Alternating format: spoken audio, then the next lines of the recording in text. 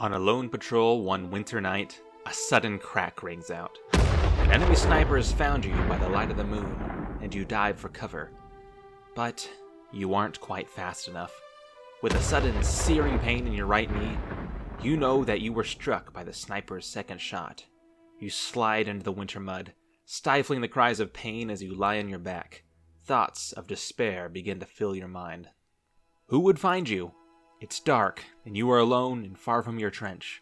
Come next morning, you would likely be killed by the enemy's morning artillery routine.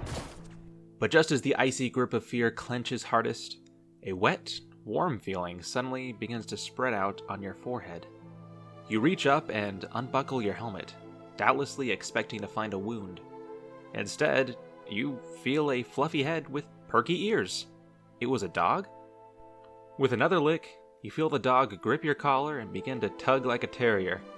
It's tough going in the sticky mud, but he is persistent, and with a little of your help, he manages to get you into the relative safety of a shell hole. The dog lets you go, presenting its side to you, whereupon its saddle it wore the red cross. A pouch was there, containing linen for field dressing, and you eagerly take it, as yours has already been soaked through. The dog seems to see that his patient had been brought to safety and bandage dispensed. You turn to see the dog grab your helmet and run back towards your own lines with it. You lay your head back down content, knowing that soon he would lead the stretcher bearers back to you. A smile creeps on your face, despite the pain in your leg. You had just been shown mercy in the form of a dog.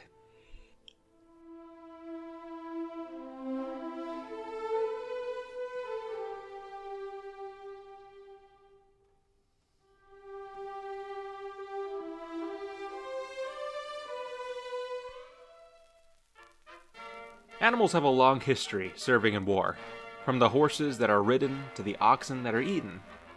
Creatures of every stripe and spot were often found on Navy ships, serving as crew mascots that reminded the sailors of their exotic ports of call. It was during the First World War, though, that certain four-footed friends came to shine: the dog. The internet may make us forget that humans today aren't that much more different than people born at earlier times, and 100 years ago, it was just as fashionable to dress dogs up in little outfits and have their pictures taken. When World War I started in 1914, it became trendy to put Fido in a little uniform, often with other props. But the dogs in these studio shots often really did serve their owners' countries, though often swapping out a small gas mask for their mini rifle. Dogs had many roles beyond that of being a mascot. Dogs were frequently used to haul supplies and equipment to the front lines, saving the labor of men and horses. These included basic supplies from the rear to the depots near the front line, but there were also occurrences of dogs blitzing forward to where soldiers were actually shooting in order to deliver ammo, like a very dangerous game of fetch. This was actually far safer for a dog to do than a man, for a dog was a smaller and much more agile target. The soldiers would avoid loading the dogs too much so that he could remain nimble, though unfortunately many were still taken as casualties. Dogs also excelled in front lines logistic work because they tended to remain more calm under fire. Though everyone knows an aunt or an uncle who has a dog that's afraid of fireworks, the fact remains that dogs can be trained to remain steady in situations where horses would panic. They could also maneuver narrow trenches better than horses, with the Belgians in particular liking to use dogs to move forward machine guns. But for the true dog-loving nation of 1914, look no further than the Germans. The Germans trained more dogs than every other nation combined, up to 30,000 for every use. The British were reluctant to field even more than a couple hundred dogs, and the French only used a few after casualties became too high. The American and Russian governments didn't even bother. What did the Germans do with all their dogs? Well, besides the aforementioned logistics, dogs often accompanied soldiers on patrol. These four-footed scouts had keener senses than their masters at identifying enemy positions, especially at night. Dogs were actually trained to refrain from barking, instead pointing at enemy positions once they were identified. Unfortunately, once they realized the dogs were giving them away, Allied soldiers began to shoot every dog they saw.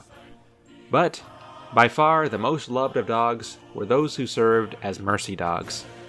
First trained in 1893, mercy dogs, or Senneshund, as the Germans called them, were dogs specially trained to find and aid wounded soldiers. Finding wounded comrades in the no man's land between the trenches was often more difficult than it is supposed. Often, the only time to go out and find comrades was at night, reducing visibility and navigation. Additionally, wounded men often don't lay where they fell, and would often try to crawl some distance in order to find a safer place to await aid. This could be some distance away from the initial carnage, especially on the more open eastern front. Dogs were adept at tracking these men down, even in the dark. A remarkable attribute of these dogs and their training was their ability to triage soldiers once they were found. Some dogs would drag the soldier a short distance to a more safe location. The mercy dog would carry a little saddlebag with a red cross on it, in which bandages were contained. A soldier could take these bandages, and then the dog, seeing that the soldier was stable, would take an article of the soldier's clothing with him, usually a helmet or a belt, back to fetch the medics. If the dog couldn't do this, the dog would take his collar off and put it in his mouth. This would be their signal that the dog had found someone, and the dog would lead the medics back to the wounded soldier. Not every man would make it, though. If a mercy dog discovered a man had been mortally wounded, he would stay with that soldier for his final moments. Many times, these dogs would become the last companion a dying man would have.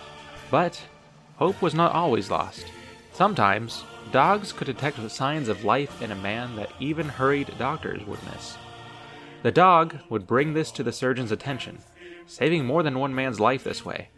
One surgeon recounted the following: "They sometimes lead us to bodies we think have no life in them. But when we bring them back to the doctors, they always find a spark. It is purely a matter of their instinct, which is far more effective than man's reasoning powers." It is no wonder the genuine affection the Germans had for their Senneshund, and other nations began to copy them on a smaller scale. Postcards and posters were made depicting dogs to honor their heroism, and, especially in Austria, their postcards were popular items to raise money for charity. While the Central Powers' pictures of their best boys seem to have been more sentimental, the Allies sometimes used their dogs for more negative propaganda. War dogs were used as yet another way to guilt young British men into serving, and the French favored making their dogs politically inclined as well. The Germans must be bad if even French mercy dogs hated them. Instead of helping their own wounded, French mercy dogs were often drawn instead peeing on German wounded, with some depictions even having the wounded German calling for help. The latter images were eventually banned by the government because they felt they were demeaning to France. Though this did not stop them from presenting German dog breeds as brutal, only suitable to the barbarians who owned them. Still though, despite the bad boy brush the Allies tried to paint them with, dogs served the Germans and Austrians loyally throughout the war. From spotting ambushes, to running mail, to bringing bullets, to bringing bandages, dogs served alongside their men on every front in every capacity that they were required. Through the fire and flames of Europe's Great War, dogs again earned their medal as man's best friend. Thank you all for watching. I hope you enjoyed it. I'm trying to get a history story out every week, so if you like these tales, wagging or otherwise, please subscribe, and let me know in the comments what dog you'd like to come find you when you are down. As for me, I vote Clifford.